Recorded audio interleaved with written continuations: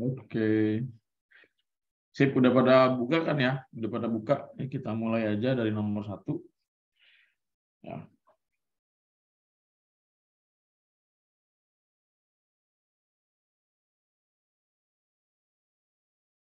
Nomor 1. Bentar, gua share screen dulu ya.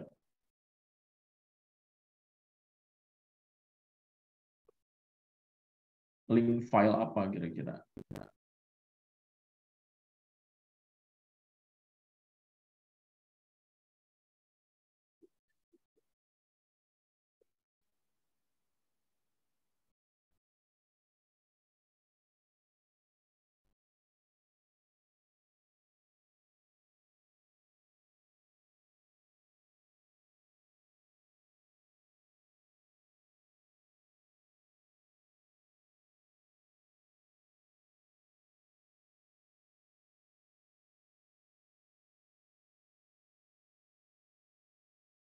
Udah kelihatan di layar?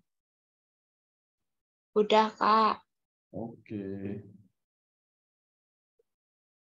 Kita lihat dari nomor 1 ya, teman-teman ya.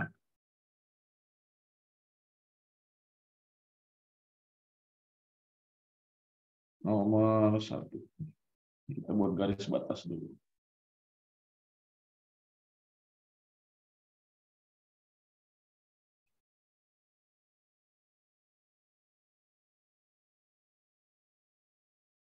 Oke, ini apa? Pada Sabtu sore, ya, Joko mengirim sebanyak X pesan setiap jamnya atau per jamnya, ya, dalam waktu 5 jam gitu kan. Jadi kemudian Anwar mengirim sebanyak Y pesan per jam selama 4 jam. Manakah ekspresi aljabar berikutnya yang menyatakan banyaknya pesan yang dikirim Joko dan Anwar pada Sabtu sore? Oke, jadi kita diminta untuk membuat model matematika. Jadi di sini jumlah pesan itu terdiri dari 2 macam. Ada yang dikirim oleh Joko, ada yang dikirim oleh siapaan? Anwar gitu ya. Nah, di mana X itu ya, jadi X ya, dan Y, jadi X ini Y, keduanya menyatakan apa? Menyatakan ya banyaknya pesan yang dikirim Joko dan Anwar.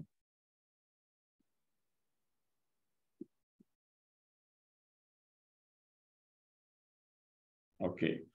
Nah, terus ya, kalau misalkan kalau misalkan X, ya, X pesan, ya, X itu atau X itu menyatakan banyaknya pesan yang kirim, berarti kan kalau ditanyain apa banyaknya pesan yang dikirim ya pada Sabtu sore gitu ya. Ya, jadi ditanyakan ya, jumlah pesan yang dikirim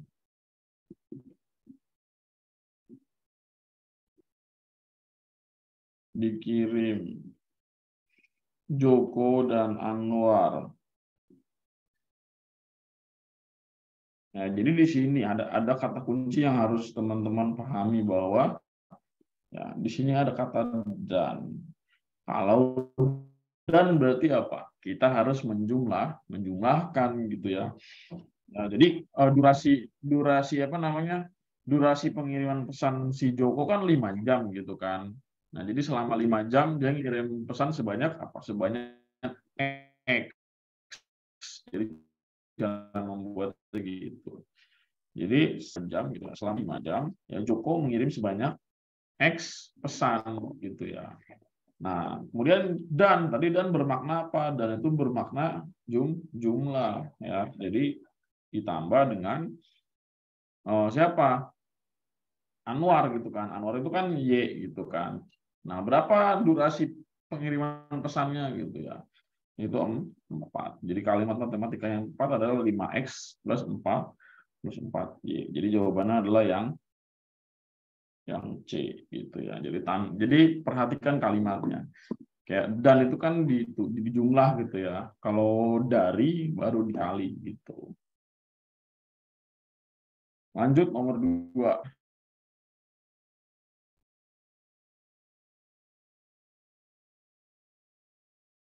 Ya.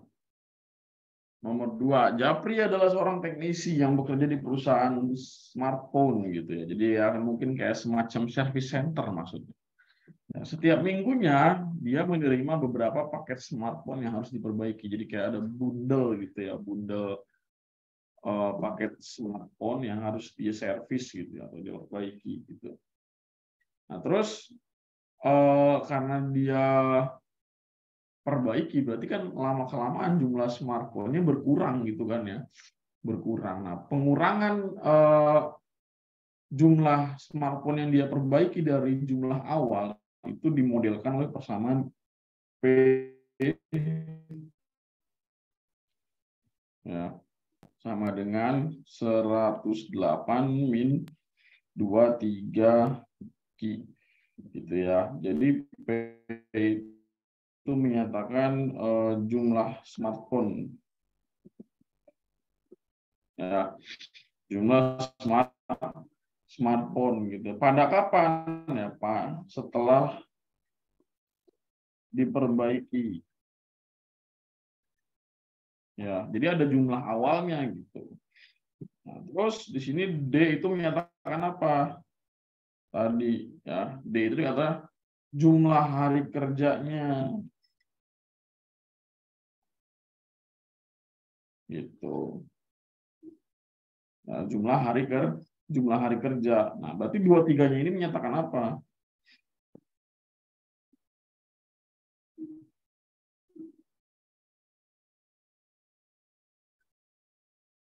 Ya, 23 ini menyatakan apa dan 108 menyatakan apa. Nah, untuk mengujinya ya, untuk mengujinya ya kita tinggal masukkan aja gitu ya.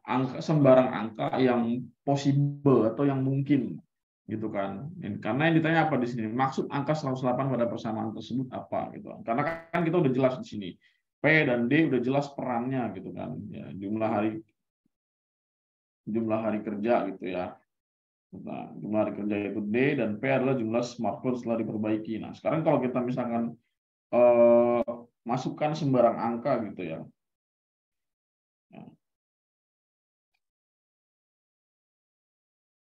Masukkan sembarang angka.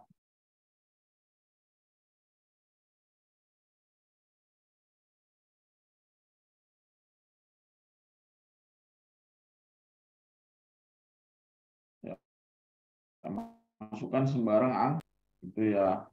Nah, kita anggap di sini D-nya itu sama dengan 3. Artinya berarti si Japri ini udah bekerja selama 3 hari gitu kan. Ya, jadi misal D sama dengan 323 D. Berarti P sama dengan 108 min 23 dikali 3.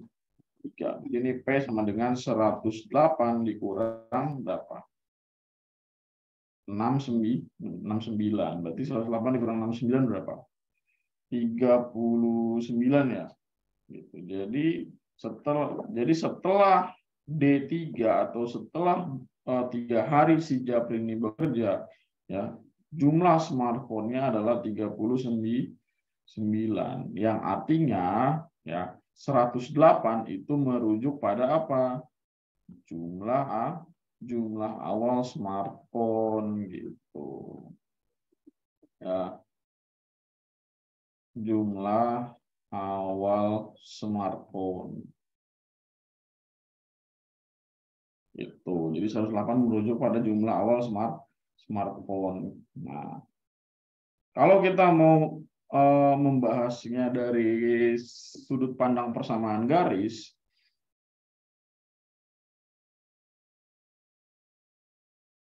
ya, kalau kita mau melihat dari sudut pandang persamaan garis, kan bentuk persamaan garis itu apa?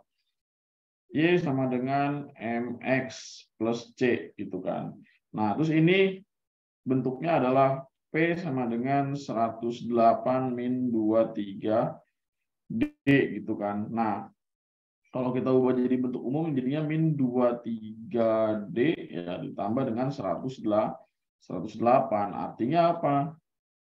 Ya, ini menandakan kemiringan garis.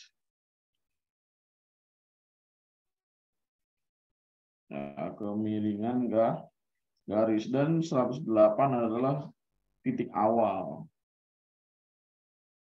Ya, sebelum dia mengalami penurunan, entah itu kenaikan atau penurunan. Nah, bisa kita buktikan misalkan pada bab persamaan garis ya teman-teman ya. Misalkan gini,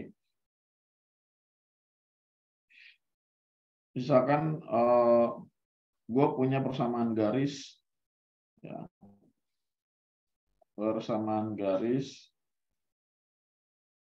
lurus Y sama dengan min 2X plus 4. Let's say begini, katakanlah gitu ya. Nah, berarti kenapa? Cara menggambarnya gimana? Ya, kita buat permisalan gitu kan.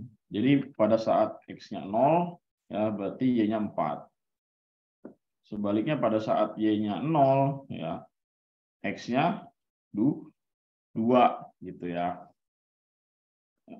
X-nya 2. Jadi kalau kita gambar, ya ini gue bukan mengajarkan kalian untuk ribet, tapi apa? Ya, gue mau ngasih tahu dari mana atau sudut pandang lain gitu ya dari menyelesaikan suatu soal gitu ya. Ini Y, ini X gitu kan. Berarti ini 4, ini 2 ya. Jadi koordinat 0. Nah, ini nih. Ini yang harus gue tekankan juga ke kalian. Masih banyak yang salah atau belum bisa menggambar garis gitu kan. Ya masih keliru. Nah, ini kan berarti apa? Ya, ini tuh berarti apa? Koordinat 0,4 dan ini koordinatnya adalah 2,0. Baru kita gambar begini ya, buat garisnya. Ya, buat garisnya menghubungkan. Nah, ini ya. Tapi kalau misalkan ada garis X sama dengan 2 gitu kan, terus garis Y sama dengan 4, ya itu bukan begini juga garisnya, salah ya kan. Ya. Jadi kalau misalkan ini diminta titiknya X sama dengan 2, ya udah berarti titik di koordinat 2 lu gambar aja garis vertikal begini gitu. Terus Y sama dengan 4 gimana? Ya begini. Itu ntar mereka berpotongan gini gitu. Ya jadi bukan dibuat garis miring, salah. Ya banyak banget yang terjebak di soal-soal kayak gitu, soal ini gitu ya, di challenge yang gue kasih gitu kan ya. Jadi tolong perbaiki kalau masih ada yang seperti itu ya. Nah, ya kan, nah, lihat.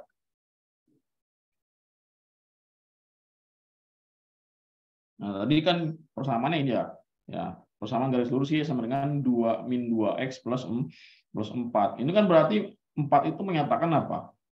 Menyatakan titik awal gitu kan. Terus min 2X ya, min 2 ini menyatakan gradien. Ya, gradien. Apa itu gradien? Gradien itu kemiringan.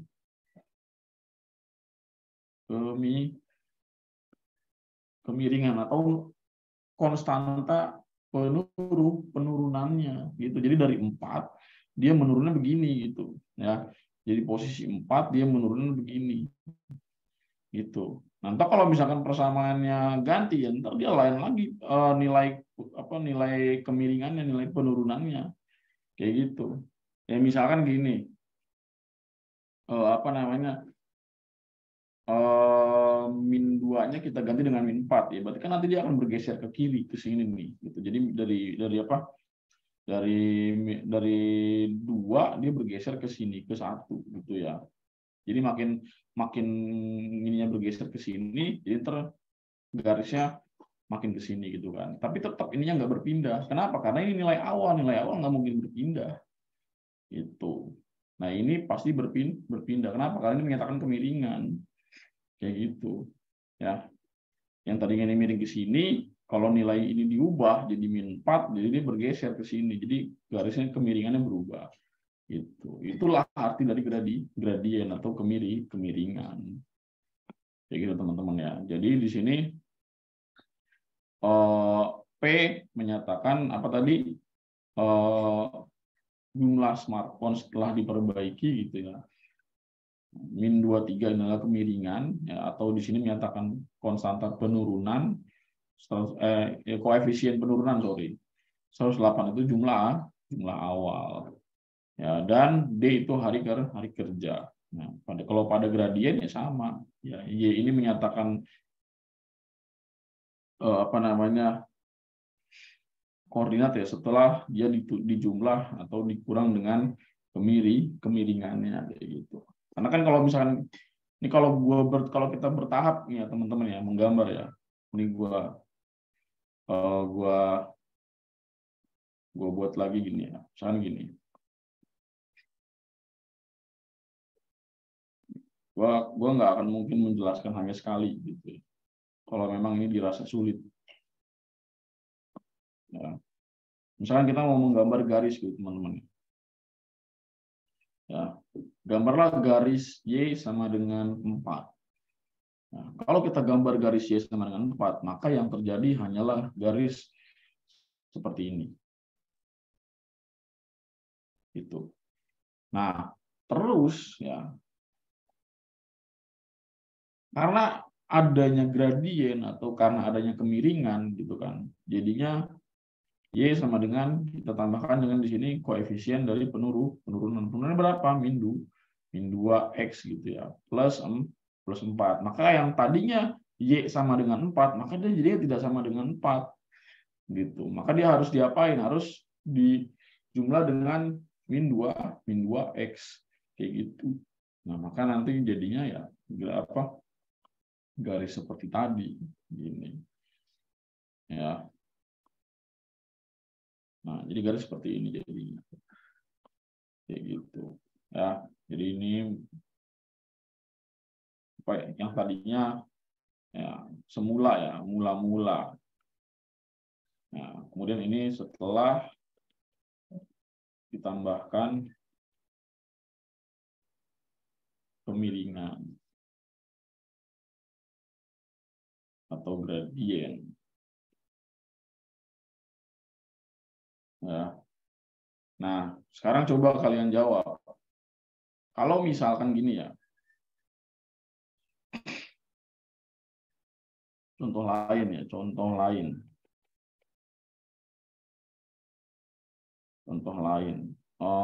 Pertumbuhan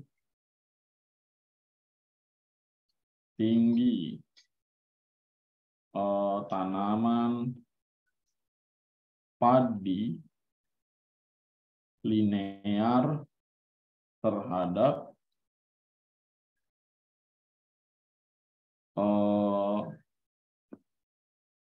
jumlah intensitas curah hujan.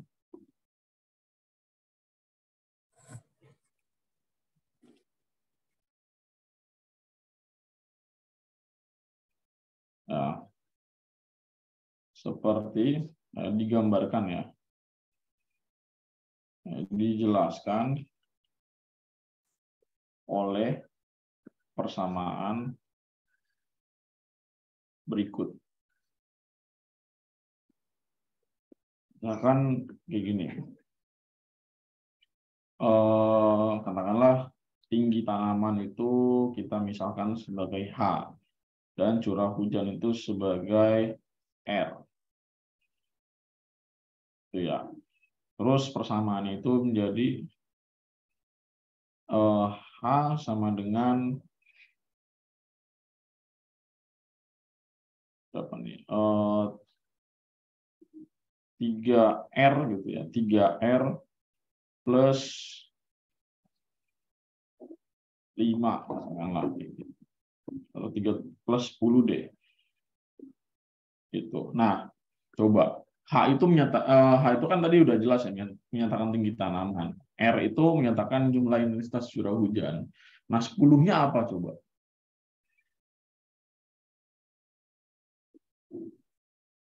tinggi awal tanaman. Nah, tinggi awal tanaman. Ya. Ya, jadi 10 itu menyatakan tinggi awal gitu kan. Jadi gini loh, ngebayanginnya gini. Oh, gue punya padi tingginya 10 cm katakanlah. Jadi ini katakanlah padinya dalam senti gitu kan. Ya, padinya dalam senti. Nah, oh gue punya padi di hari pertama gue pengamatan tingginya 10 cm. Nah, kemudian hujan secara terus-menerus gitu kan. Hujan secara terus-menerus dengan intensitas, gue catat nih perubahan intensitasnya. Sekian, sekian, sekian, sekian, sekian gitu kan. Oh, nanti kan akan kelihatan tuh. Ya kan, kenaikannya berapa. Maka yang tadinya data ketinggian padi lu H sama dengan 10 cm, karena adanya kenaikan gitu kan, maka nanti akan berubah. Berubahnya tergantung apa ya? Tergantung nilai kemiringan yang lu dapat gitu ya. Nah, pada soal ini, kemiringannya adalah H sama dengan 3R plus 10 gitu. Lalu kalau udah dapat seperti ini, lu mau ngapain gitu kan? Ya lu bisa memperkirakan tinggi tinggi padi kalau curah hujannya juga meningkat gitu kan. Katakanlah curah hujannya 10 gitu kan. Berarti ini 3 dikali 10 tambah 10. Berarti hanya berapa? 40 cm. Terus kalau misalkan lu mau memperkirakan berapa tinggi padi lu, kalau misalkan lu curah hujannya 50, ya udah berarti H sama dengan 3 dikali 50 tambah 10. Berarti berapa? 160 cm. Itu gunanya. Kayak gitu.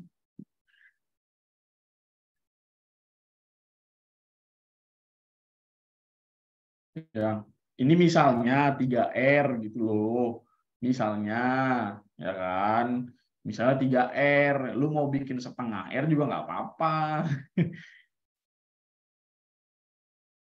Misalnya 3R. Ya, jadi misalnya 3R bukan rumus, bukan. Gua nggak ngomong rumus dari tadi, Bro. Bukan rumus, ya. Jadi misalnya ada persamaan seperti ini, dimisalin aja. Lu mau bikin H sama dengan 1000 R plus 1 juta juga nggak apa-apa. Permisalan gitu. Jadi permisalan bagaimana kalau di soal tuh tiba-tiba ada seperti itu gitu kan. Jadi terus lu diminta ambil kesimpulannya, ini tuh apa, ini tuh apa, ini tuh apa, dan lu ngerti gitu. Jadi bebas angkanya. Ini bebas bukan berarti di soal juga lu bebas bikin, tapi soal akan beda lagi nanti. Nah, ini berhubung ini contoh maksudnya. Jadi ikutin soal, jangan ikutin apa kata gua. Ya, tergantung bentuk yang disajikan dalam soal. Kalau misalkan soal bentuknya seperti ini, H sama dengan 100/300 R plus 5 juta. Ya lu ikutin soal kayak gini gitu. Nggak usah, kata Kak Faisal H sama dengan 3R plus 10. Salah nih yang bikin soal. Ente sesat berarti. Ya, begitu. Ya, jadi nggak usah dibuat bingung karena ini bukan gue yang ngasih gitu. Misalkan soal yang ngasih gitu kan. Si pembuat soal ini gimana gitu kan maunya. Ya kayak misalkan soal di nomor 2 tadi gitu kan. Nomor 2 itu kan soalnya bentuknya seperti itu. Ya sudah, itu yang Anda ikuti, jangan saya.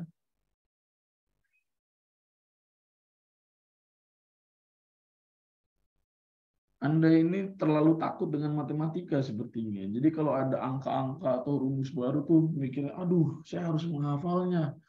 Kalau tidak, saya tidak bisa mengerjakannya.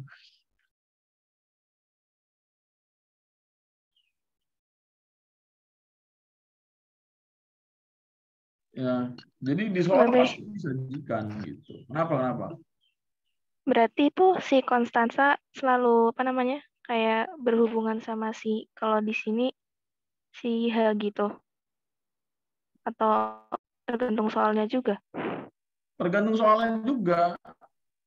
Berarti nggak mesti apa namanya, berhubungan sama si apa, kayak hanya gini. Ini kan tadi kan si 10 itu kan tinggi awal tanaman kan. Berarti kan Ya. kalau di soal ini si 10 berhubungan sama si hanya kan. Berarti nggak selalu Mm-mm. kayak gitu. Gimana coba? Sorry, Kan, putus-putus. kan itu kalau yang di, ya kan di soal Ya. yang 3 di 10 si konstanta itu kan berhubungannya sama si H. Di 10 itu kan Oh, tinggi awal tanaman, terus kalau hanya itu kan tinggi tanaman gitu. Berarti nggak ya. selalu apa namanya berhubungan gitu ya. Ya, nggak mungkin nggak berhubungan, pasti berhubungan. Jadi kalau ada dalam satu persamaan, itu pasti ada hubungannya, kayak gitu. Hmm, Kayak gitu. Ya, misalkan gini ya, misalkan gini. Tahu rumus suku ke N dari barisan aritmatika, tahu nggak? UN sama dengan A plus N-1 kali B. Iya kan? Ini kan? Ya nggak? Rumus suku ke N pada barisan aritmatika. Iya. Artinya apa?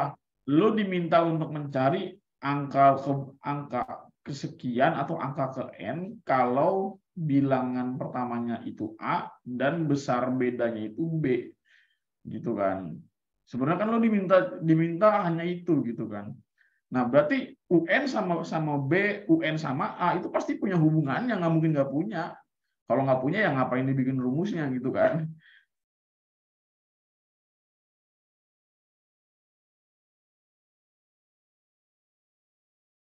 Jadi itu arti rumus itu kayak gitu. Jadi kita nih mulai gini deh, sejak lu bergabung di Alternativa, lu harus tahu tiap rumus itu pasti ada maksudnya dan dari mana asalnya, ya. Itu tanggung jawab gue juga untuk menjelaskan ke kalian. Tapi tolong kalian juga jangan menutup diri untuk belajar, gitu kan. Jadi jangan, susah nih, mau yang instan aja lah, rumus cepet lah, biar enak nih ngerjainnya, biar gampang, dan kayak gitu ya. Ya, semua bisa dipelajari pelan-pelan.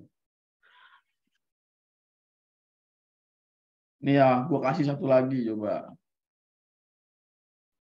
Gue kasih satu lagi. Khusus Ichigo tadi, terutama ya, join coba. Jadi ini ada soal, ya. Ini gue misalkan buat persamaan, membuat sebuah persamaan. Jadi bukan ada soal, terus gue ngasih rumus yang harus lu hafal, bukan, ya, bukan. Ini gue misalnya gini.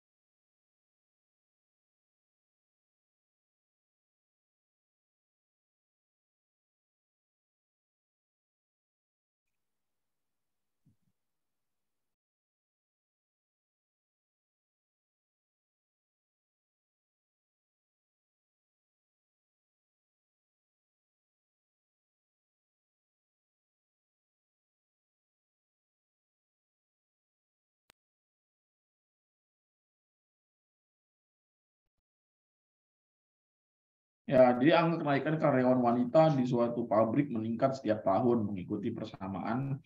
Katakanlah gini, nah ini gue berhenti dulu nih, ya kan.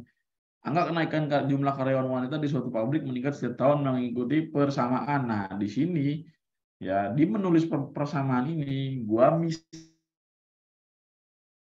misalkan, oke, jumlah karyawan wanita itu gue misalkan ini tuh P.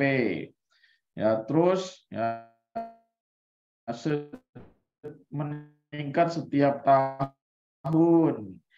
Ya, jadi setiap terus persamaannya adalah P sama dengan 2T plus 100. Nah, berarti mana yang menyatakan angka karyawan wanita pada awalnya? 2 atau 100? 100. 100.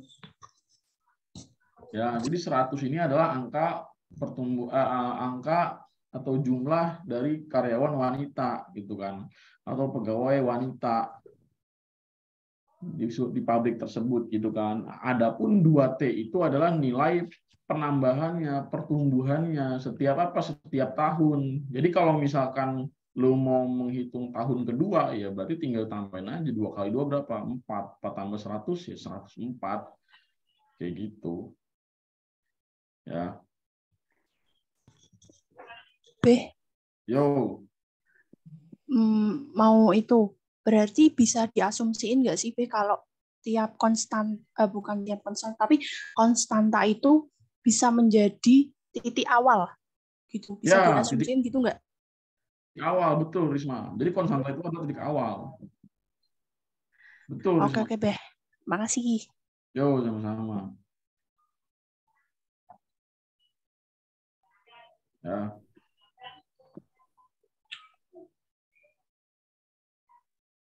Wah, ini dulu bentar.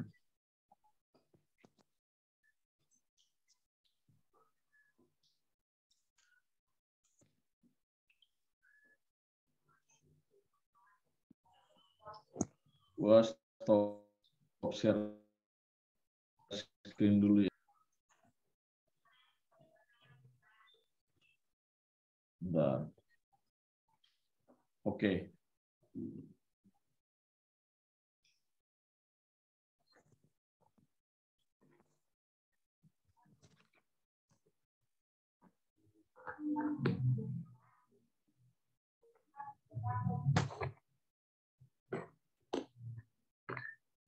Lihat koneksi dulu ya.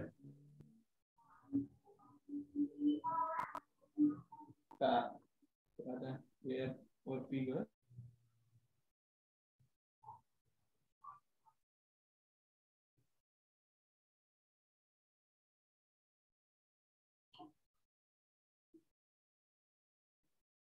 Nah, bisa.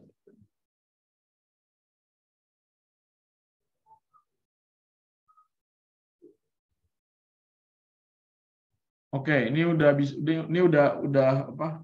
Udah nampak di layar?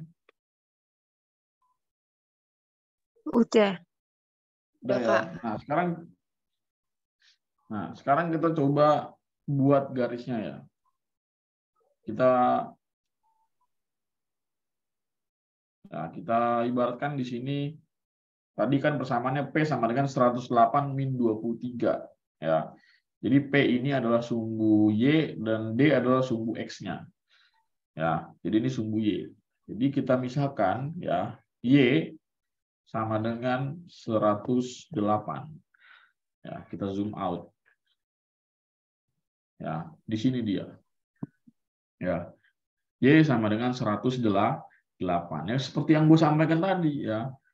Ya, jadi sebelum kita membuat persamaan garis gitu kan, di belakangnya kan ada konstanta. Nah, konstanta itu menyatakan ini gitu, jumlah awal gitu kan. Nah, terus si Japri ya kan melakukan servis ke dalam servis smartphone-nya gitu kan. Sehingga nanti smartphone-nya akan terus berkurang. Nah, pengurangan dari smartphone yang diservis ini ya, itu dinyatakan dalam kemiringan min 23. 23 apa? 23X. Nah, ini jadi seperti ini. Kayak gitu. Jadi ini jumlah ini ya di sini nih ya. Nah, ini 108 itu adalah jumlah smartphone awalnya. Gitu. Ya. Terus min 23X itu adalah kemiringannya. Ya, buktinya apakah kalau misalkan dia itu kemiringan? Berarti kalau kita ubah maka kemiringan garisnya juga akan berubah dong. Ya jelas. Ya. Gua hapus 3-nya berubah. Nah. Ya. Gua hapus lagi 2-nya. Nah, berubah. Jadi semakin angkanya besar, semakin merapat ke kiri dia. Ya kan? 2, 3, 4, 5, 6, 7, 8, ya kan? 9, 10, 11, terus. Ya kan? Ya, jadi minus 23 itu adalah kemiringannya. Ya, Y adalah menyatakan apa? Setelah dikurang dengan 23X, itu menyatakan jumlah smartphone di akhir yang telah diservis selama berapa lama gitu kan, karena tergantung sama nilai D-nya. Ya, D-nya itu menyatakan menyatakan waktu gitu kan, waktunya dia bekerja atau lamanya dia bekerja kayak gitu. Ya. Kayak gitu. Sampai sini paham nggak?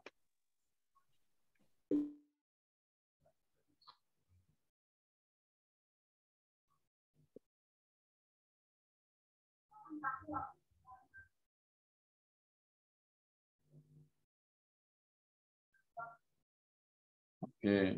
Nah, di rumah juga diulang soalnya gitu kan. Bahasannya di rumah diulang gitu. Ya, belajarnya diulang di rumah, catatannya dilengkapin juga gitu kan. Latihan soalnya ditambah ya. Karena kalau ngandelin dari gue ya kurang gitu kan.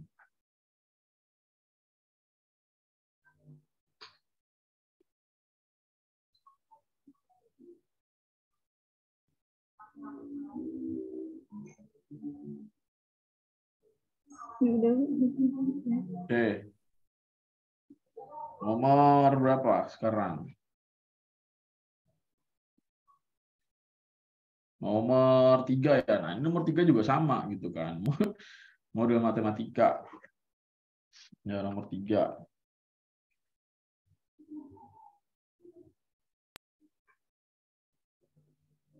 Nomor 3. Jadi ada fungsi H sama dengan 3U plus 28,6.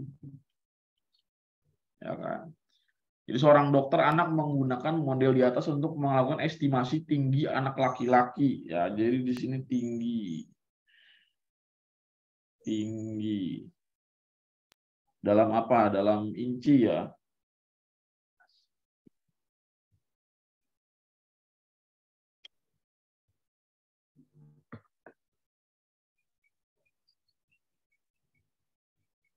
Keluar ya Zoom gue ya.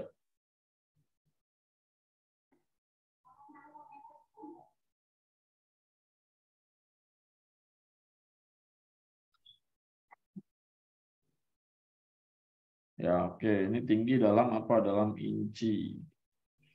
Ya, terus apa lagi? U, ya, U menyatakan apa di sini? Ya, U adalah usia laki-laki dalam tahun. Gitu kan.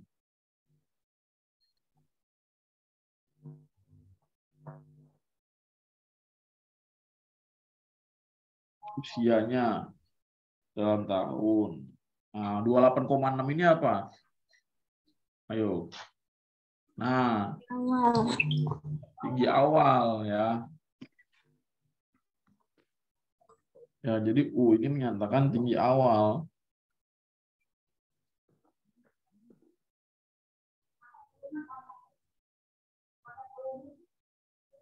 Ya, jadi H itu jadi 28,6 itu tinggi awal. Ya, terus karena ada kenaikan sebesar 3U, maka nanti tinggi akan menghasilkan nilai tinggi akhirnya berapa gitu kan. Karena tergantung pada usia di sini. Usia itu U gitu kan.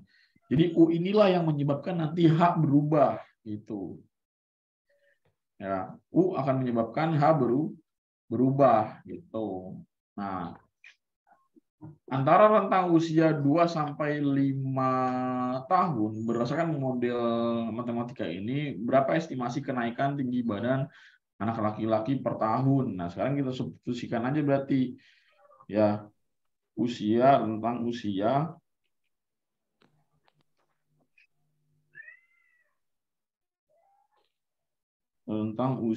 berapa nih?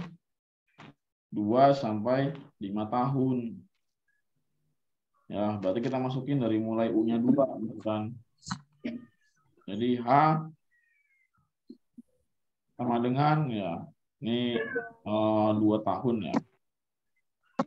Nah, berarti ini 3 dikali berapa? Dikali 2 ditambah dengan 28,6 berapa? Berarti ini 6 tambah 28,6 berarti 34,6 inci gitu. Ya. Terus pada usia 3 tahun berarti 3 dikali 3 ditambah 28,6. Ya berarti ini 9 tambah 28,6 berapa? 37,6 inci. Itu. Ya, terus H-nya lagi 3 dikali 4 gitu kan, tambah 28,6. Berarti apa? 12 tambah 28,6 berapa? 40. Nah, 40,6 inci gitu. Ya.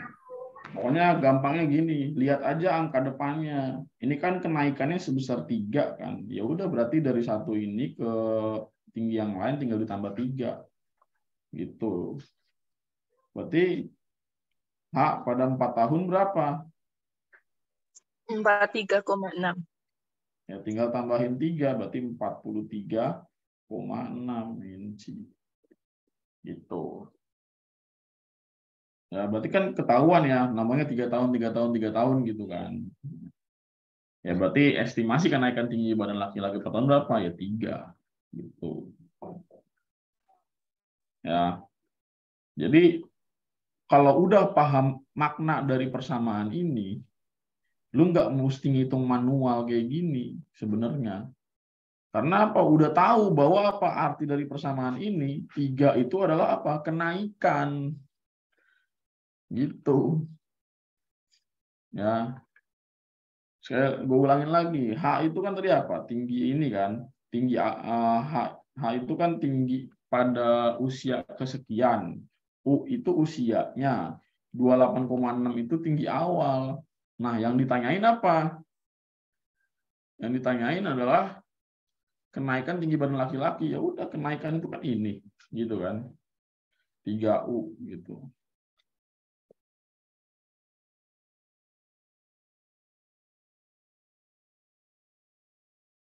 Iya, kalau kita mengacu ke persamaan yang ini gitu kan, minus 23-nya itu apa?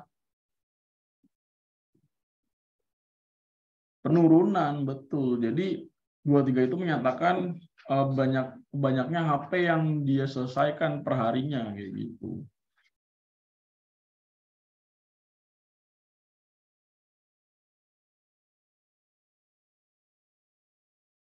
Ya, jadi kayak gini nih, 23 dikali 3, dia bekerja selama 3 hari ya. 3 dikali 23 berapa? 69. Ya udah berarti eh, pada hari ketiga ya sebanyak 69 HP selesai dia servis gitu. Sehingga ya sisa HP yang belum diservis ada 39 kayak gitu. Ya.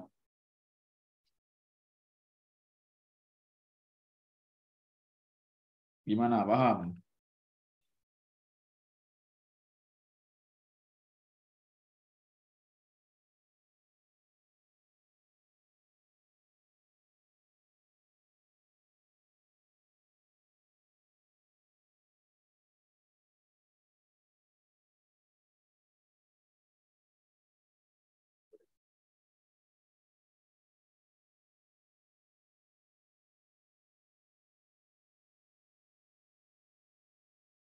Enggak, Abil, lu mending nonton record, Bil, lu baru gabung.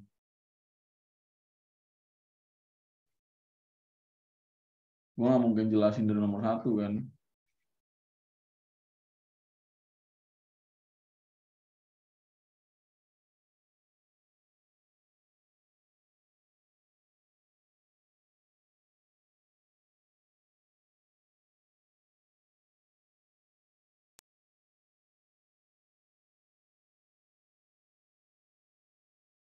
Oke, nomor 4.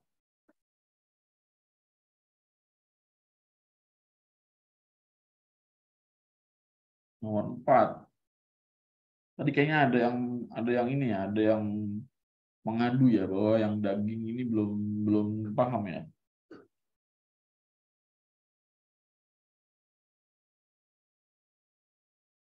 Ada yang udah paham nih yang daging.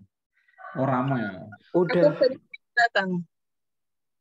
Oke, jadi ada 2 persamaan, yaitu persamaan pertama yaitu B 2,35 tambah 0,25X.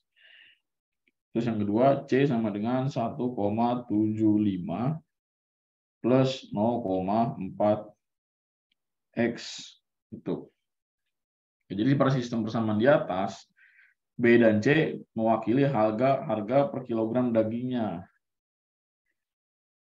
Nah, jadi di sini mewakili price per kilogram.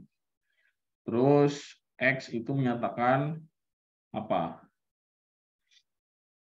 Waktu ya. Nah, waktu. Ya, X menyatakan waktu. Ya, terus ditanyakan apa nih? Berapakah harga per kilogram daging sapi saat harganya sama dengan harga per kilogram? Ya udah kan, kata dia apa? Ditanya apa? Ya, harga sapi, harga per kilogram sapi. Ya, saat mereka sama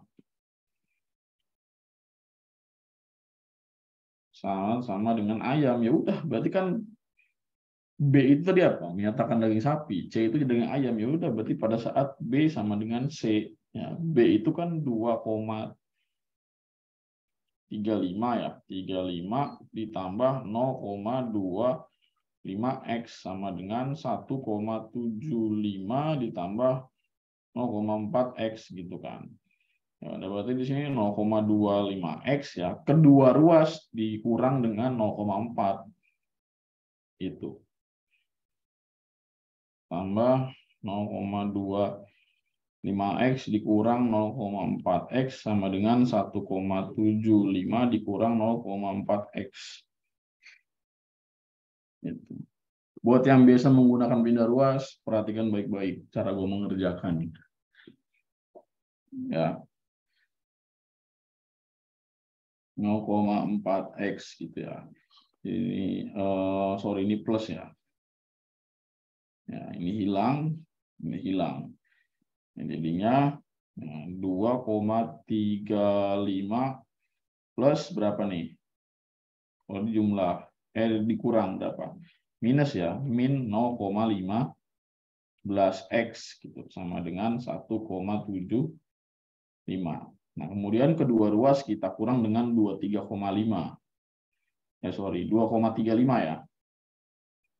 Dikurang 2,35 dikurang 0,15X sama dengan 1,75 dikurang 2,35. Jadinya min 0,15X sama dengan min berapa? 1,75 dikurang 2,35. Min 0,6. Ya, 0,6 ya. Nanti min 0,6. Nanti X kedua ruas dibagi dengan 0,15. Ya, min 0,15 dibagi min 0,15. Maka X adalah berapa? 4 ya. 4 ya. Nah, maka X-nya 4. Itu. Nah, substitusiin lagi di sini. Ya, karena yang ditanya siapa? Harga daging sapi kan. Ya udah, berarti sini 2,35 ditambah 0,25 dikali 4. Berarti ini 2,35 ditambah 1 ya. Jadinya 3,35. Jadi jawabannya yang D.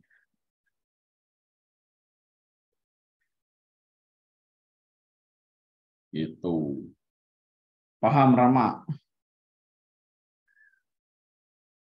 Kata kuncinya apa tadi? Sama. Ya. Bang. Harganya sama, dia bilang.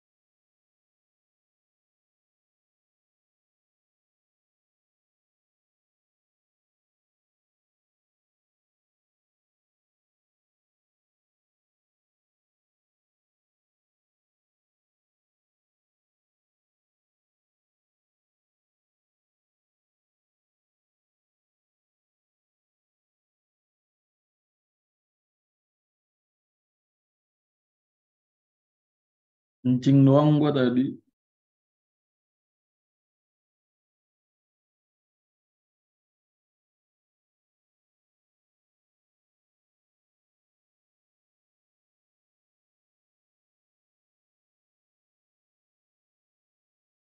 Oke, lanjut ya. Dari nomor 4, sekarang nomor 5.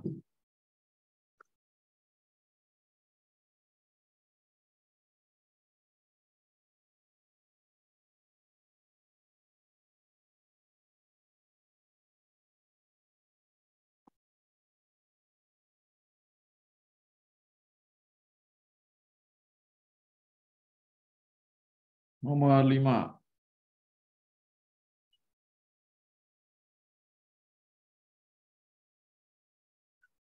Nomor 5. Ya, Marco membeli laptop di toko yang memberikan diskon sebesar berapa? 20% ya dari harga aslinya.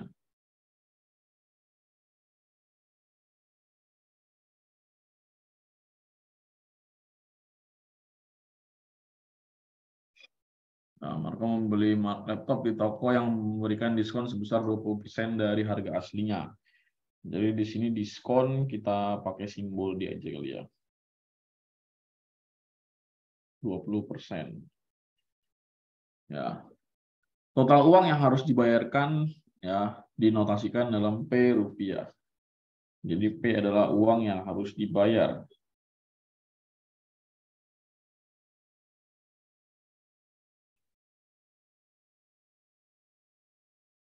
Ya. Terus ada apa lagi di sini? Oh, pajak. Oke. Jadi apa ya? Pajak itu kita pakai simbol T aja ya, atau tax gitu ya. Sebesar 8%. Ya, untuk barang diskon. Jadi barang diskon itu ada pajaknya sebesar 8%. Terus dibilang manakah bentuk matematika berikut yang menyatakan harga asli laptop? Harga asli itu berarti kita pakai simbol H aja ya.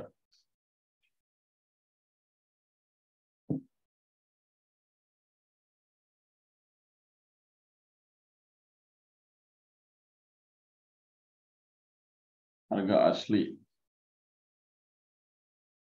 Ya. Ada yang tahu formula diskon gimana atau ada yang mau berpendapat? Diskon. Harga asli dikurangi diskon kali harga asli. Harga asli Dikurangi misal di sini 20% kali harga asli. harga asli sama Iya. dengan Harga asli sama dengan harga itu misalin 100% dikurangi bentar. Maksudnya ini nyari 100 harga dikurangi dengan 20%. diskonnya. Oke. Terus dikali Iya. Itu udah 100%. Maksudnya ini 100% kurangi diskon. Terus dijumlahin sama teksnya, mestinya pajaknya 8%. Dijumlah dengan Pajak 8%. Pajak 8% itu dari harga asli. Gini. Ya, ada gitu. Yang diskon kan harga aslinya misalnya itu 100. 100%, tapi itu dikali harga asli lah. Jadi ini di luar kurung persen dikali H. Gitu. Tapi yang sebelah ruas kiri bukan H tapi P. Jadi maksudnya P sama dengan 100 kurangi gitu. 20. Oke, ulang ya. Berapa? P sama dengan 100%. Iya, dalam kurung juga nggak apa-apa. 100 kurangi D. Kurangi D, oke. Dalam kurung, tutup kurung maksudnya. Terus persen H. Gini. Terus kali H. Dikali H, oke. Terus di plus 8% H. Teks ya. Terus? Ya. Persen H. Teks dalam persen dikali H gitu. Iya. Gini. Iya. Oke. Ya. Jadi, teman kita sudah membantu saya dalam menemukan formulanya. Ya. Bisa dijelaskan Mbak Aul? Maksudnya Mbak Aul? Ini tuh kayak misal kita beli barang gitu kan. Kalau diskon kan berarti dikurangi dari misal diskonnya harganya 100.000, diskonnya 20%. Berarti kan diskonnya 20% tuh 20% dari 100 gitu kan. Ya. Terus harga kita beli aslinya kan 100. Berarti karena diskon berarti dikurangi harga jumlah diskon tadi. Berarti 100 kurangi 20%. Itu. Terus karena soalnya bilang kalau beli diskon ada pajak, berarti ditambah lagi sama pajak dari harga asli barang tadi. Gitu. Ya. Oke, terima kasih Mbak Aul. Ya.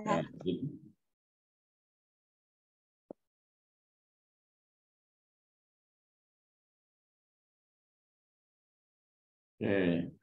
Ya, jadi gini, yang diceritakan oleh soal dan yang dijelaskan oleh Mbak Aul akan gue jelaskan kembali ya. Ya, soal itu kan si Marco beli laptop. Ya, beli laptop ya. Beli laptop sebesar berapa? Ya.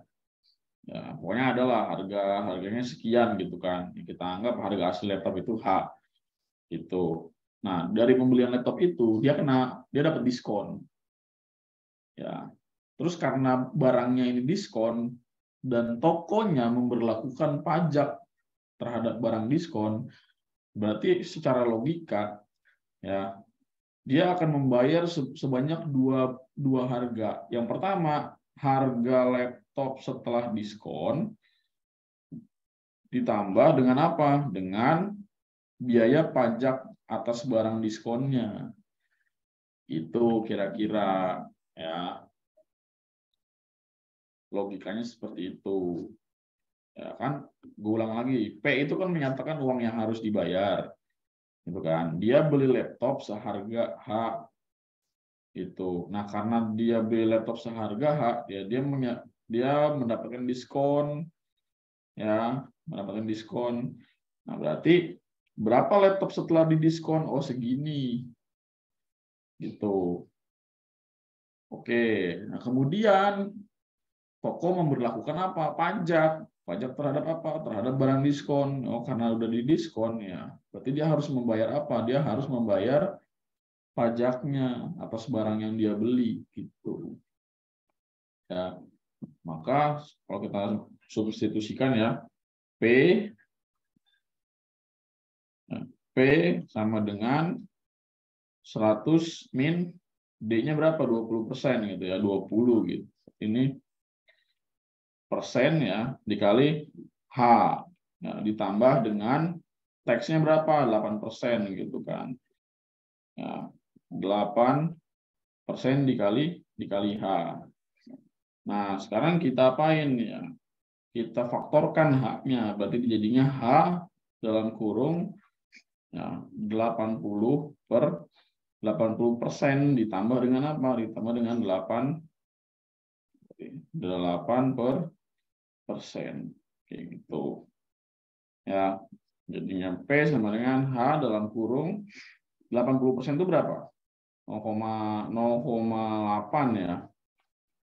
Jadi kan 0,8 ditambah dengan berapa? 8%. 8% itu berarti 0,08. Kayak gitu. Ya. Nah, berarti H-nya adalah berapa?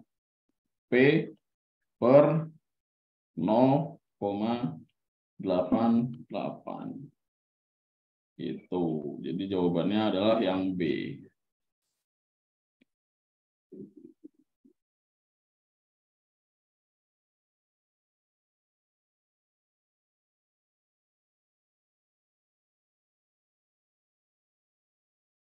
Oke, paham sampai sini? Paham. Paham ya. Kenapa ini harus dikurang, Kak? Kenapa nggak ditambah? Ya, sekarang logikanya kan kalau lu dapet diskon, lu dapat potongan harga kan. Nggak mungkin kan setelah lu dapet diskon harga barangnya malah nambah naik. Di luar nalar berarti.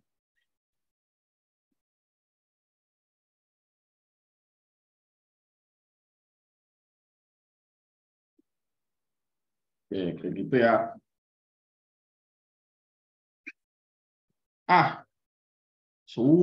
Keluar mulu anjay.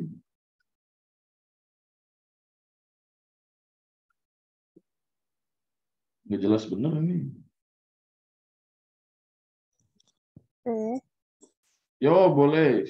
Monggo, Risma, kenapa? Berarti itu kalau tiap pemotongan entah diskon yang misal ada diskon 1 ditambah diskon kedua atau kayak tadi teks itu tetap mengacunya ke harga aslinya ya, Beh, ya? Enggak dari hasil diskonnya ya? Sorry, kenapa? Kan itu kan apa yang teksnya itu kan tetap dikalinya sama harga aslinya. Iya. Berarti kalau semisal ada 2 diskon, misalnya diskon pertama sama diskon kedua, berarti tetap ngitungnya itu tetap satu-satu itu kan, Beh? Enggak yang hasil dari diskon pertama terus dikurangin di gimana ini ya, maksudnya kayak enggak hasil dari diskon pertama itu yang dimasukin ke diskon kedua, enggak gitu kan, Beh? Tetap pakainya harga aslinya kan.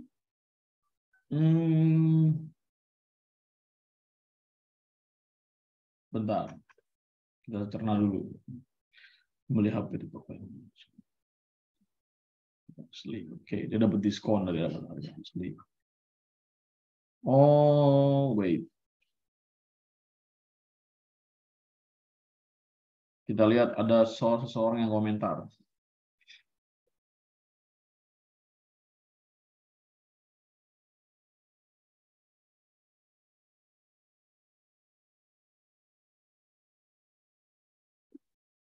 Aisyah Akbar, she's have unpopular opinion. Kita lihat. Iya. Eh, kalau gua sih mikirnya ini tuh dapat pajaknya itu dari harga asli gitu, bukan harga setelah didiskon. Maksudnya gini loh. Gini ya. Misalkan gua datang ke iBox katakanlah. Gua datang ke iBox di mall gitu kan. Gua datang gue datang ke iBox di mall. Mall itu kan pajak barangnya kan 10% ya kan. Nah, iBox itu kan apa pajak kan 10% gitu kan. Katakanlah gue beli iPad 10 juta gitu kan. Ya, gue beli iPad 10 juta. Terus gue dapet diskon katakanlah diskon gue 5% gitu. Beli langsung di mall, beli langsung di mall dapat diskon 5%. Berarti kan gue dapat potongan harga sebesar 5% ya. Ya 5% dari 10 juta itu berapa? 500.000 ya, 500.000 ya. Berarti yang harus gue bayar adalah 9.500.000 gitu kan. Nah, terus pajak mallnya itu berapa? Pajak mall itu dihitung dari mana? Apakah dihitung dari 9.500.000 atau dihitung dari 10 juta? Nah, tentu saja yang dihitung dari mana? Dari 10 juta, dari harga aslinya. Bukan dari 9.500.000 gitu.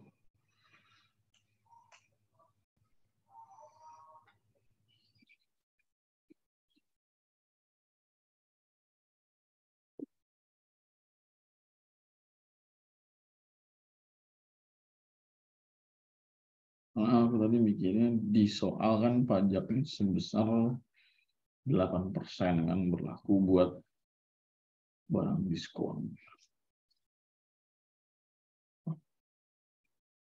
Maksudnya gini. Oh, ini barang diskon loh gitu. Oh, ini barang diskon gitu kan. Ya. Oh, ini barang diskon gitu kan. Oh ya udah berarti eh, pajak itu berlaku bukan pada saat setelah dia udah dikali diskon gitu kan. Berarti jadinya malah nambah lagi dong kalau kayak gitu. Ya gak sih? Maksudnya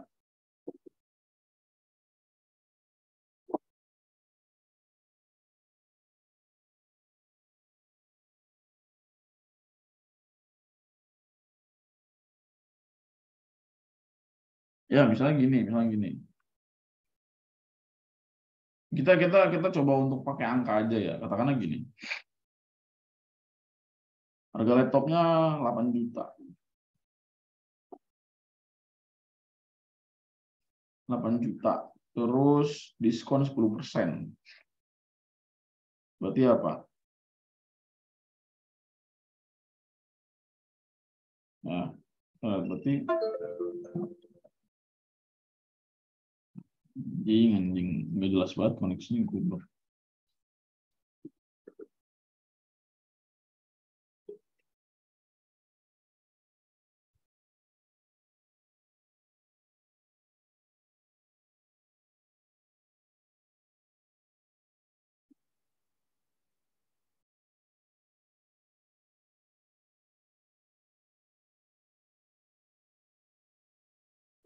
Iya, sabar tar dulu.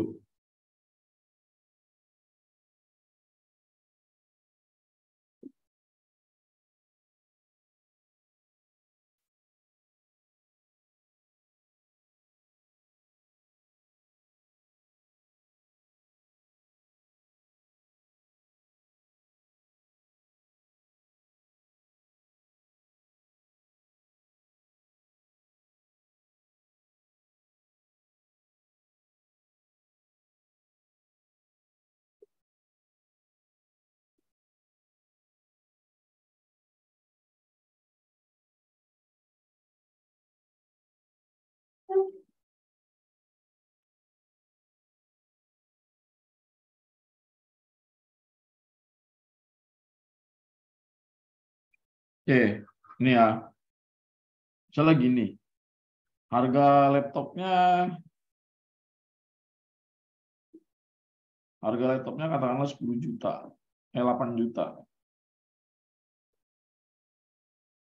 Gitu kan. Yang kita pakai angka gitu ya. Terus kita masukin di sini. P sama dengan 100 min D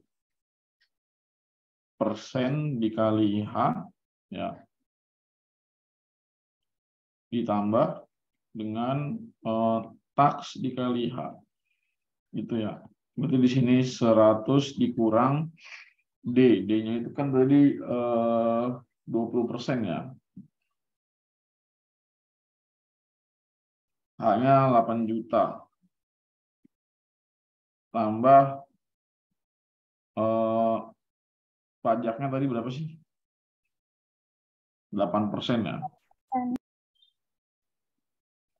8% dikali harga asli 8 juta. Nah, berarti di sini 20 80 berarti 0,8. 0,8 kali 8 juta. Nah, tambah berapa nih? Nolnya coret 2, berarti 64.000. Ya, terus ini jadinya 64.2345 tambah 64.2344. Berarti ini harga barangnya adalah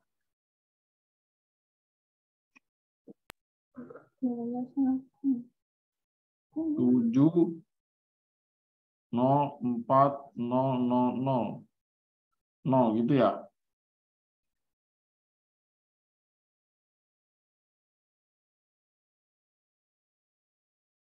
Gini kan. 7.040.000 ya. Setelah dia diskon.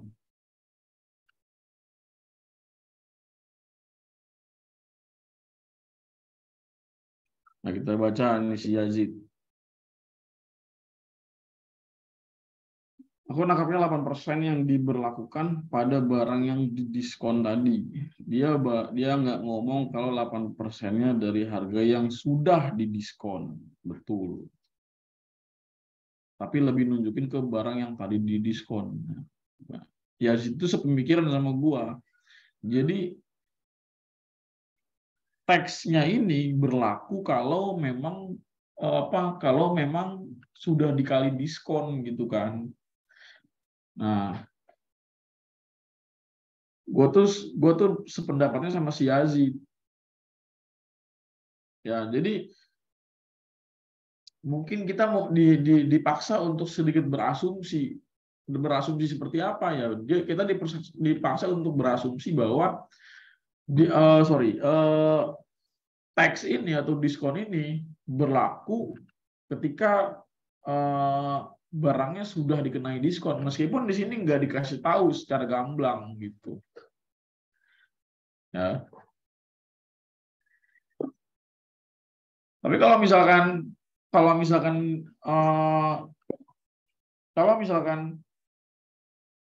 apa namanya, dia dikali dengan harga setelah diskon. Nah, harga setelah diskon ini berapa? Nah, nggak ada kan? Nah, ini kan harga setelah diskon. Nah, ini kan nggak ada ini. Kita harus apa? Kita harus bikin variabel baru jadinya. Sedangkan apa? Di soal variabel yang ada itu cuman apa? Cuman P gitu kan di opsinya. Kayak gitu. Ya, jadi asumsi yang digunakan adalah pajak itu dikenakan kalau dikenakan pada barang yang dia itu belum dikenai harga diskon kayak gitu.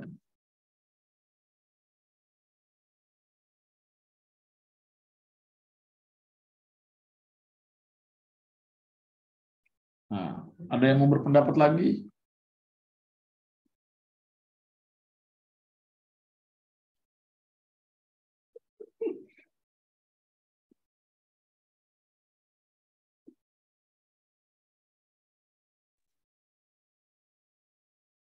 Tapi kalau kita mau bikin variabel lain juga bisa aja sebenarnya. Kita anggap gini deh, ya. Ini nih gua hapus dulu ya. Ini belum selesai perdebatannya, anjay perdebatan gitu.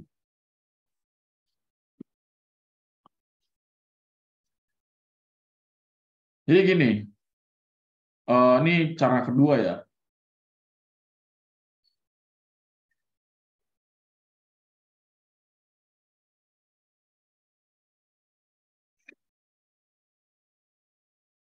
Cara kedua gitu kan. Kita H itu adalah harga asli laptop gitu kan. Nah, ini gua urutkan. Ini berarti kita misalkan harga laptop setelah diskon.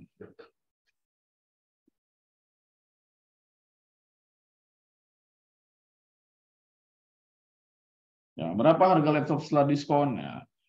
Ini kan 100 dikurang D persen dikali harga aslinya H, gitu kan.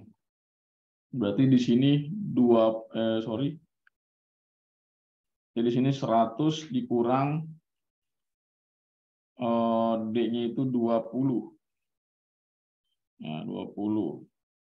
H di sini berarti ini 80% H atau 0,8 H di sini ya. Oke. Terus ya, toko mengenakan pajak sebesar 8% terhadap barang diskon. Ya.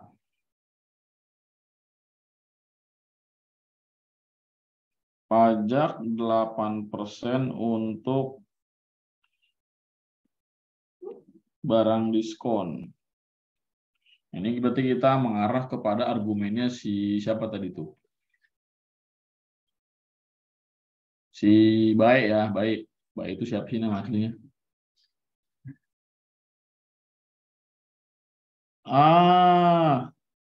Oh iya, I see. Oke. Jadi sebenarnya formulanya sama, teman-teman.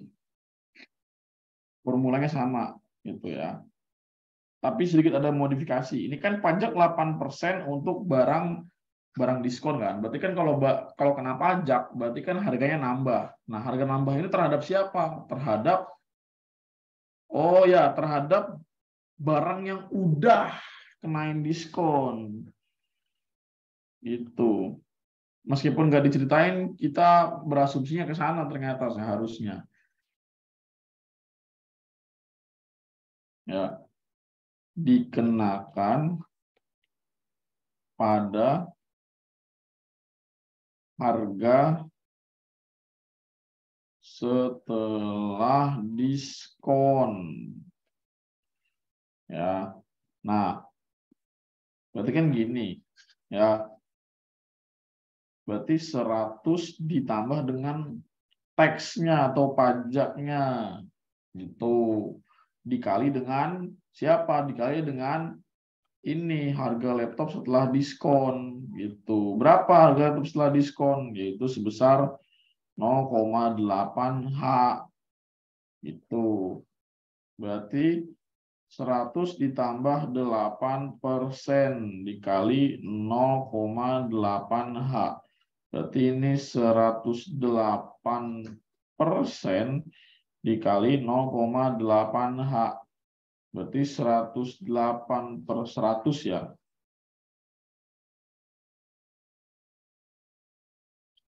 Dikali 0,8 H. Atau jadinya 1,08 dikali 0,8 H. Itu. Ya. Maka uang yang harus dibayarkan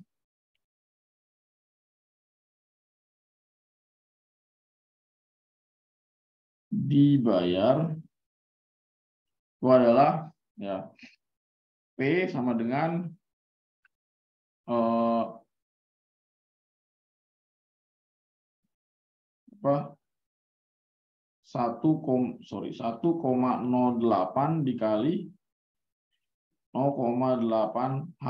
Karena yang ditanyain adalah harga asli, Ya. Harga asli, sorry ini harga asli ya.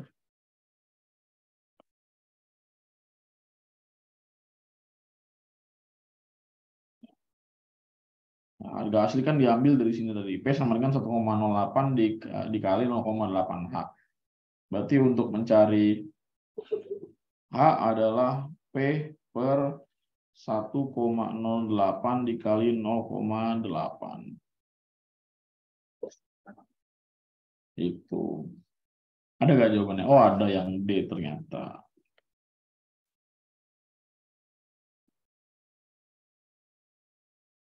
Ya kan sekali lagi gue bilang tadi kan, kenapa 100 plus T? Ya, karena kan dia itu kena pajak. Kalau kena pajak, berarti kan uang yang harus dia bayarkan kan meningkat kan. Itu. Jadi 100 ditambah T. T itu kan teksnya pajaknya. Jadi sama kayak gini tadi gitu. Ini kan bedanya ini diskon. Berarti berkurang dong harga yang harus dia bayar. Nah, terus dia kena pajak, makanya ditambah. Jadi bertambah bertambah uang yang harus dia bayar. Nah, berarti kesimpulannya yang benar adalah apa? Pajaknya itu harus dikalikan dengan harga setelah dia kena diskon. Kayak gitu.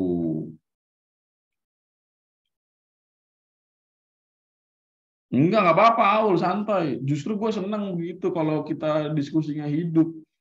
Ya, karena ada kalanya gue juga tersesat. Kalau kalian nggak berani berargumen atau kalian diam aja dan kita sama-sama bingung, udah nggak selesai. Yang penting kalau gue salah jangan dimaki-maki aja. Nah betul kata Risma, kita biar bisa kita tahu berbagai perspektif. Kenapa P-nya bisa di atas? Karena dia suka posisi di atas. Gini loh, ya, ya kan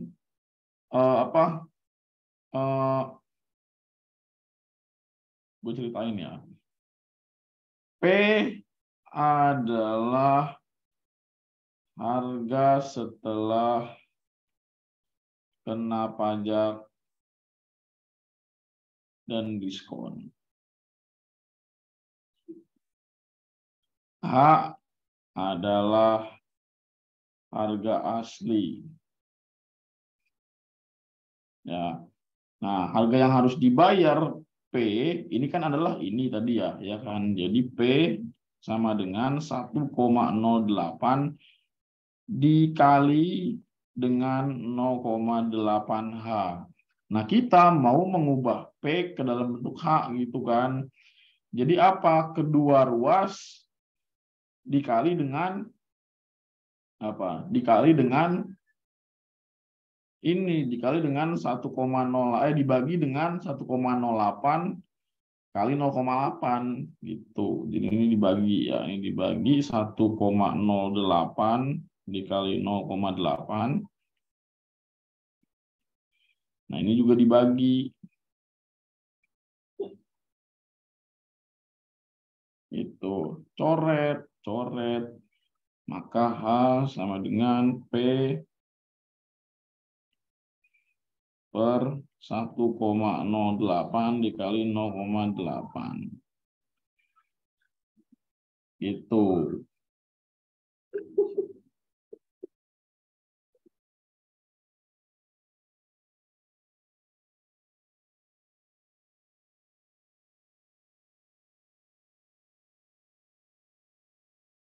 Ya. Oke, ngerti ya. Oke, lanjut. Nomor 6. Iya, berarti pajaknya juga terkena diskon kayak gitu.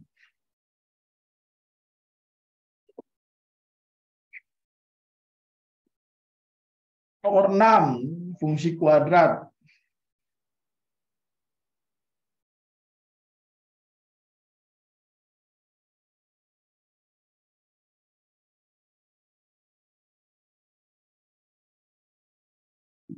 Siapa yang mengira kalau ini adalah soal fisika? Nomor 6.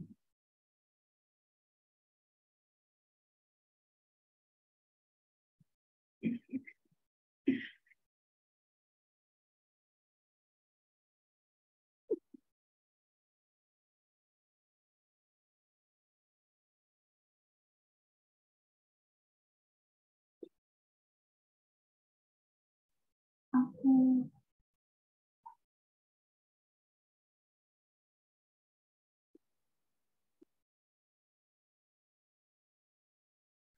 Ya, kayak fisika ya, ada kecepatannya ya. Jadi ada fungsi H sama dengan min 4,9 T kuadrat plus 25T. Ya. Ya, persamaan di atas merupakan ekspresi matematika untuk perkiraan ketinggian H dalam meter. Ya, jadi ini H itu ketinggian.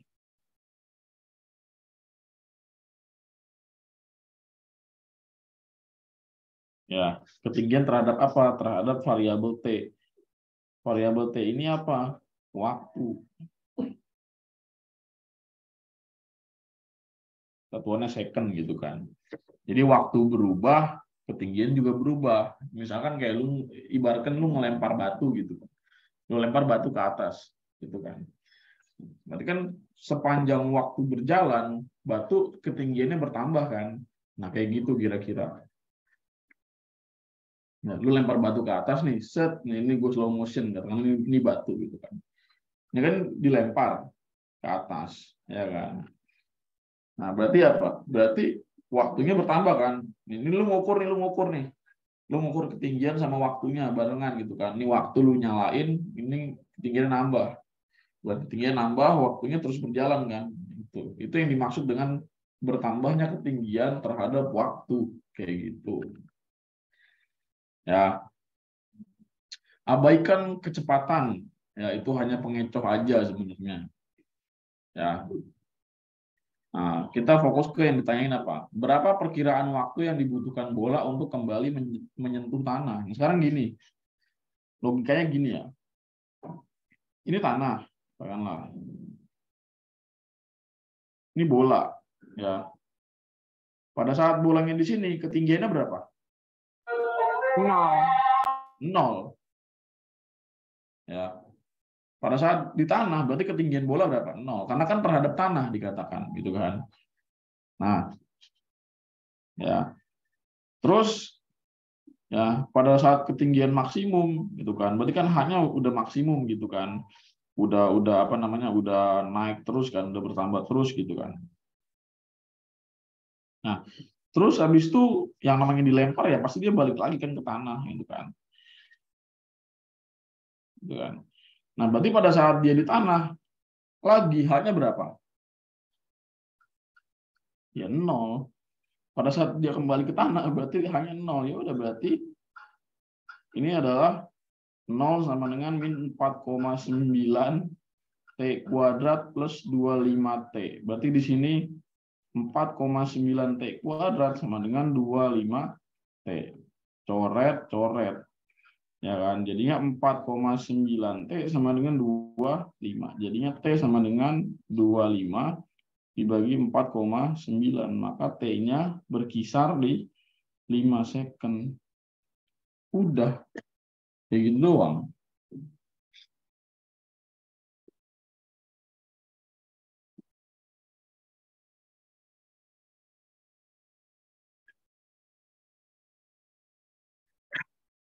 Kayak gitu doang udah. Nggak ada rumus fisika yang dipakai.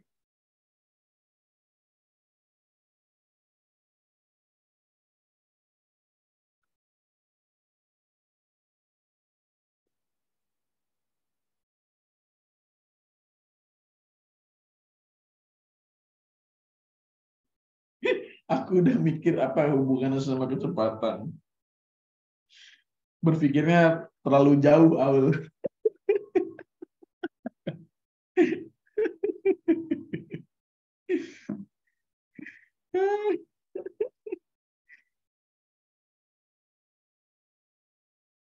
Ya, ini soal SAT.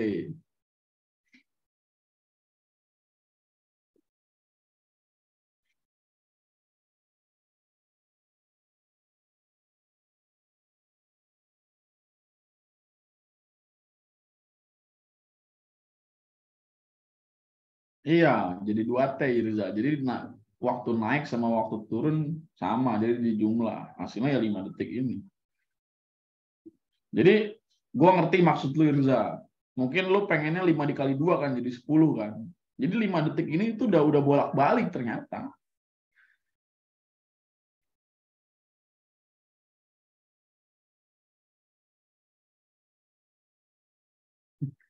Kira kecepatan mempengaruhi kembalinya bola ke tanah. Buset.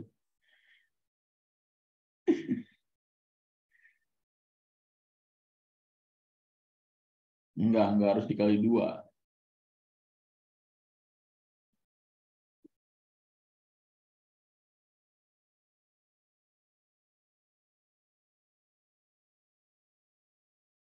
Mantap ya kalian. Wah, kecepatannya diapain ya? Wah, diapain ya? Aku bingung sekali. Kok anak IPS ada fisikanya? Bingung sekali aku. Padahal mah tinggal gini doang ya.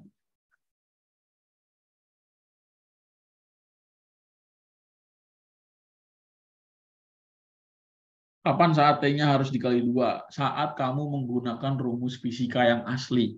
Maka T-nya harus dikali 2.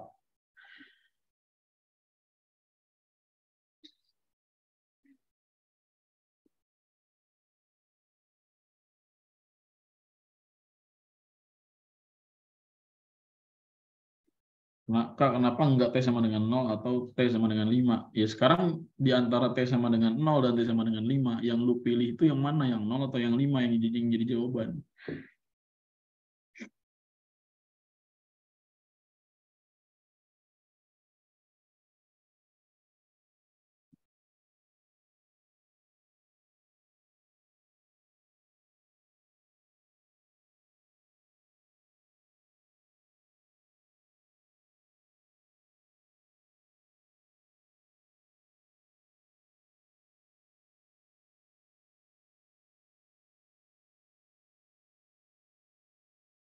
Kalau waktu bola dilempar sampai ke ketinggian maksimum itu berarti dibagi 2 ya? Iya. Kenapa 4,9-nya jadi pindah ke kiri? Oke. Kenapa ya? Kok jadi pindah ke kiri ya? Oke. Kita ulang. Pertama-tama seperti ini. Kedua ruas, ya agar ruas kiri itu bersisa 25 doang, kedua ruas kita tambah dengan 4,9 T kuadrat. Jadi 4,9 T kuadrat sama dengan ini kan 0. 0 itu ditambah dengan 4,9 T kuadrat. Nah, kalau ruas kanan itu ditambah dengan 4,9 T kuadrat, maka ruas kanannya juga sama. Namanya juga persamaan. 4,9 T kuadrat ditambah 4,9 T kuadrat ditambah dengan 25 T. Itu. Maka ini jadi 4,9 T kuadrat sama dengan min 4,9 tambah 4,9. Berarti habis. Sisa berapa? Sisa 25 T. Nah, kemudian apa? Kedua ruas dibagi dengan T. Ini dibagi T, ini dibagi T. Ya. Ini dibagi T, sisa T. Ya, jadinya 4,9 T sama dengan coret. Sisa berapa? 25. Karena kita mau mencari nilai T, maka kedua ruas dibagi dengan 4,9. Dibagi 4,9. Maka T-nya sama dengan, enggak sama sih, mendekati 5.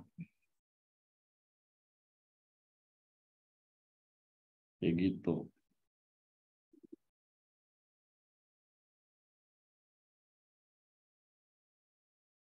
Ya, kayak gitu ya. Jadi jangan pernah heran kalau misalkan tidak pernah ada kata pindah ruas yang terucap dari bibir gua ketika gua mengajar. Oh, gue kira pindah ruas. Ya, mungkin kalau menurut guru SMP atau guru SMA kalian itu pindah ruas, tapi sayangnya di alternativa kalian tidak akan pernah mengenal pindah ruas.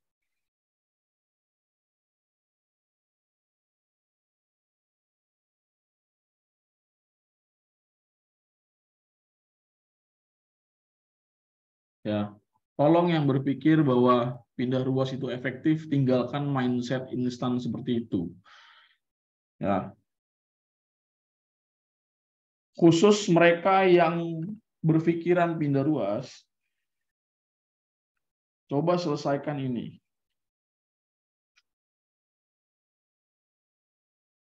Berapa nilai X-nya?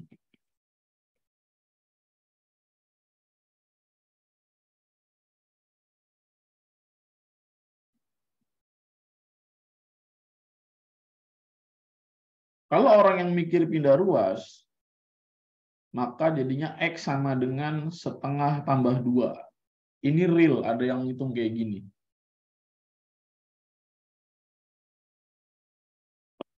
Percaya atau enggak ya? Percaya atau enggak, di dunia yang fana ini ada orang yang berhitung seperti ini.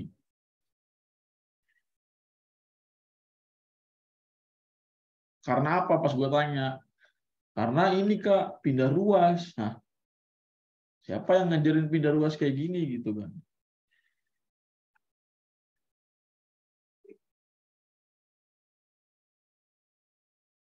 Emang siapa yang ngajarin pindah ruas gini ya? Saya dari SMP diajarin gini katanya. Buset.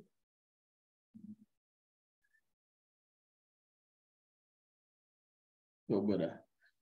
Repot kan urusannya kalau masih pakai cara pindah ruas gitu kan. Nah, belum lagi kalau begini. Oke lah, pindah. Sekarang kalau misalkan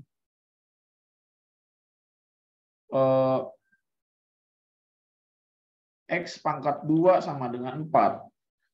Berapa nilai X-nya? Nah, sekarang ruas mana yang mau dipindahin?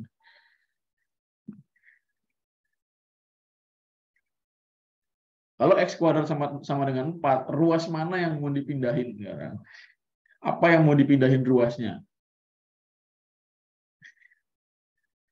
Nggak ada apa-apa. Nggak ada yang bisa dipindahin.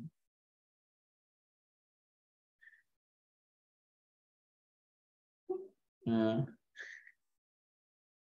ngerjain guru sekolah tuh gampang sebenarnya. Bu, kalau kayak gini pindah ruasnya gimana, Bu?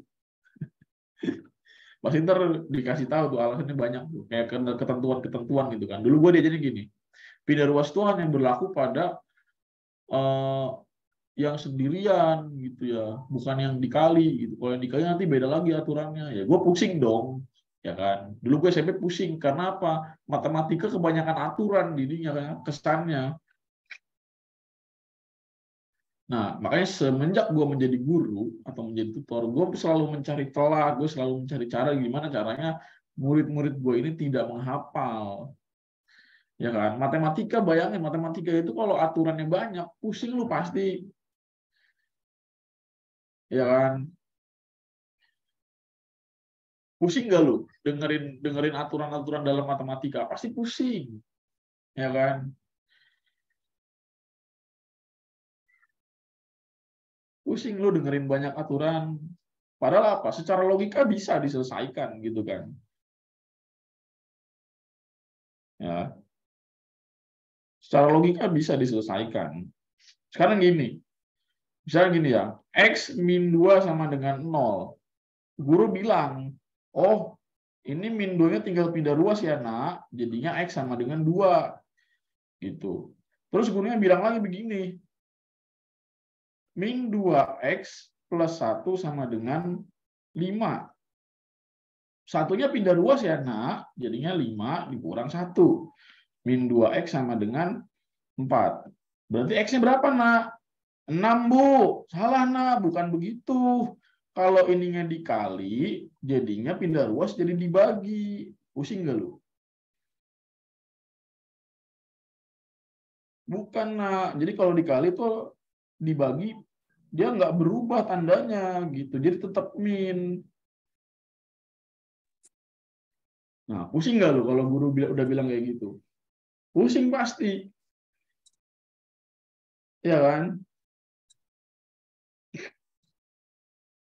Ntar lu bingung tuh dalam hati, dalam kepala lu, dan dalam alam bawah sadar lu tuh lu bertanya-tanya gitu kan. Lu tadi kata ibu guru kalau pindah sama dengan tandanya berubah. Sekarang kok begini udah pindah sama dengan tandanya nggak berubah.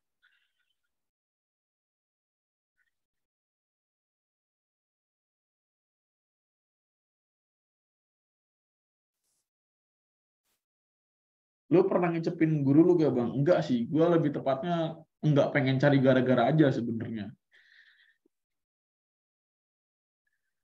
Karena kita tahu ya, sifat mereka tuh pasti seperti itu.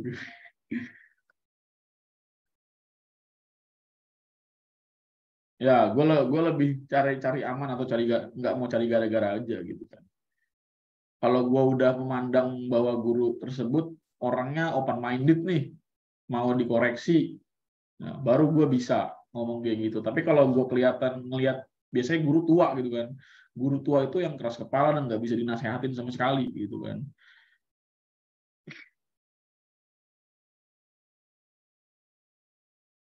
Ya, biasanya yang guru yang umurnya udah 55 tahun ke atas tuh udah nggak bisa diutak-atik dah. Memang udah setelan pabriknya kayak gitu gitu kan. Makanya gue nggak pernah mau banyak omong ketika bertemu guru yang seperti itu. Jadi cukup selama gue tahu itu salah dan gue tahu yang benarnya seperti apa, ya udah gue jalani itu aja.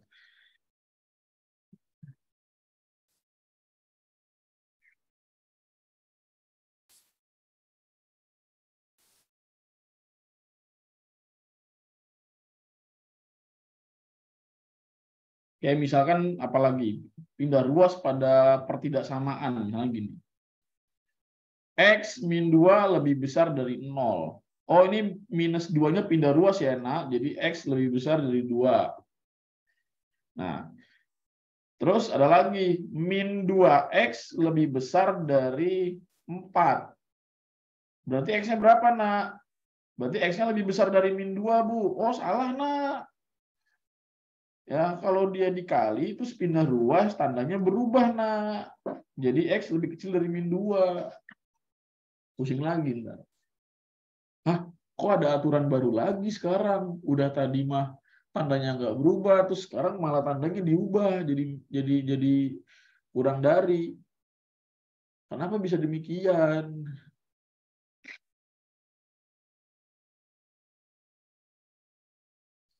Bingung lu kan pasti mikir, waduh aturannya banyak. Aku malas belajar matematika.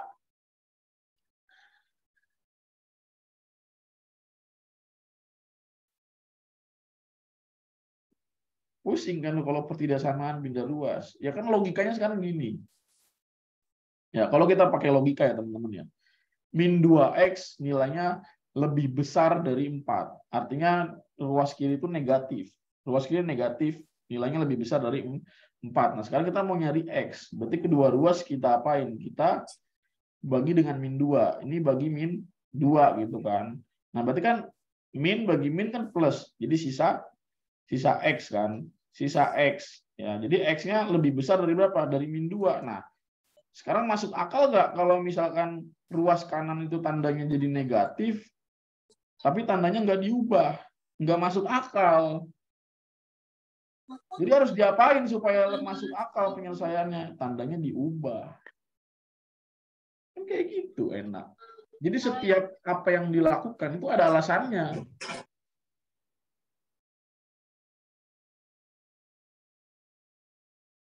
Gitu. Jadi setiap ada perubahan kayak penjumlahan, pembagian, pengurangan, pangkat, akar, berubah tanda itu semua ada alasannya kenapa berubah. Gitu kan. Kalau pindah ruas itu nggak ada alasannya. Kayak gitu. Ya.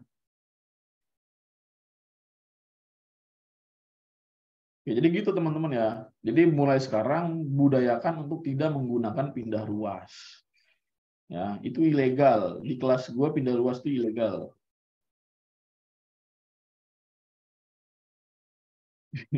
Bersyukur dikembalikan ke jalan yang benar. Nah, ya. Saya ini the Mesias ya berarti ya.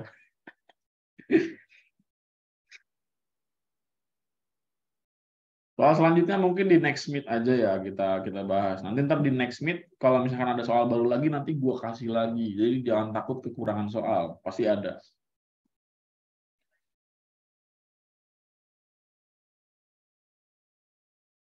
Babe emosi kalau ada.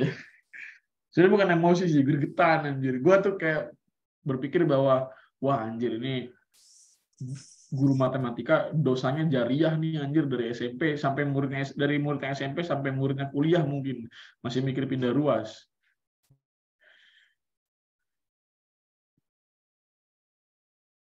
Dalam hati gue, wah dosa jariah lu Bu, parah lu Bu.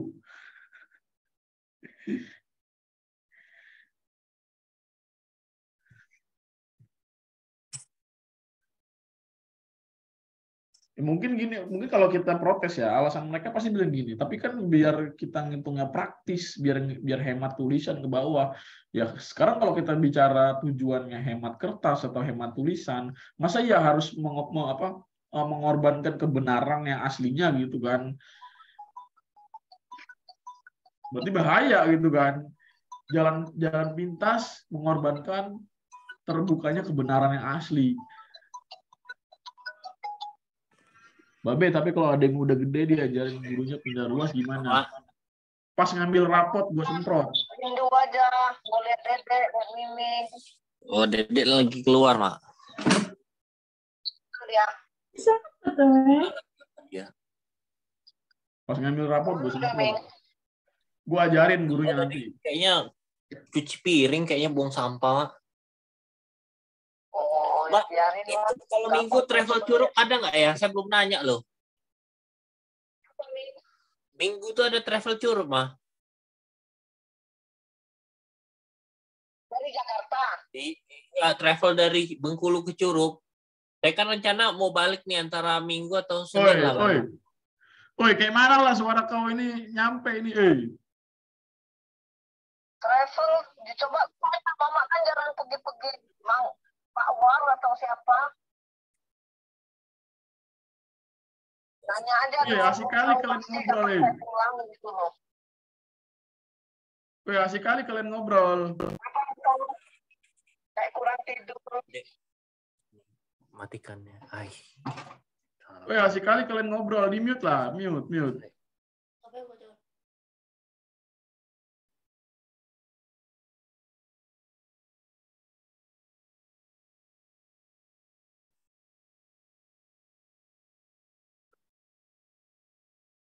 Macam tak betul nih Buddha. Tugas bombe lebih daripada itu.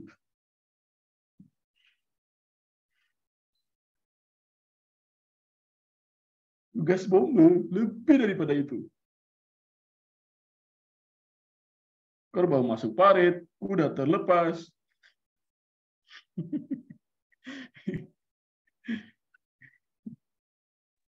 Ular dalam rumah.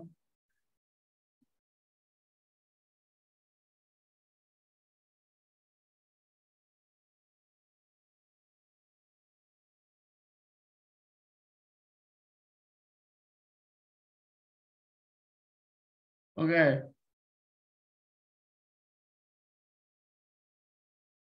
Ya udah, kita lupakan suara bocor tadi ya. Mungkin itu nggak akan pernah dilupakan olehnya seumur hidupnya.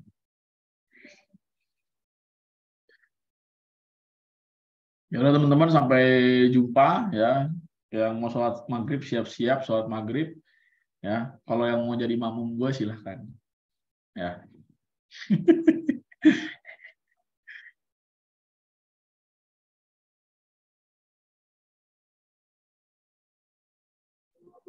Thank you, Bang. Yo, sama-sama. Yang mau jadi makmum gue untuk sholat maghrib silahkan daftar. Paduka sapa aku. Ya, Be. Yo, sama-sama. Paduka sapa aku. Iya, Nufa ya ini ya. Oh iya, Nufa. Jangan lupa sholat. Sholat yang rajin. Imamin dong, Paduka. Biar bisa jadi makmumnya. Waduh. Boleh. Sini. Merapat. Habis itu kita malam mingguan. Sama aku juga dong. Join. Ikut. Nafa. Wah, Nafa. Ayo, Nafa. Bonceng 3 dong. Sholat maghrib. Ayo, masih banyak nih sholatnya. Kan 4 kan maksimal ya? Wah, Babeh kacau. Nah, ini Paduka ciri-ciri nih, Paduka.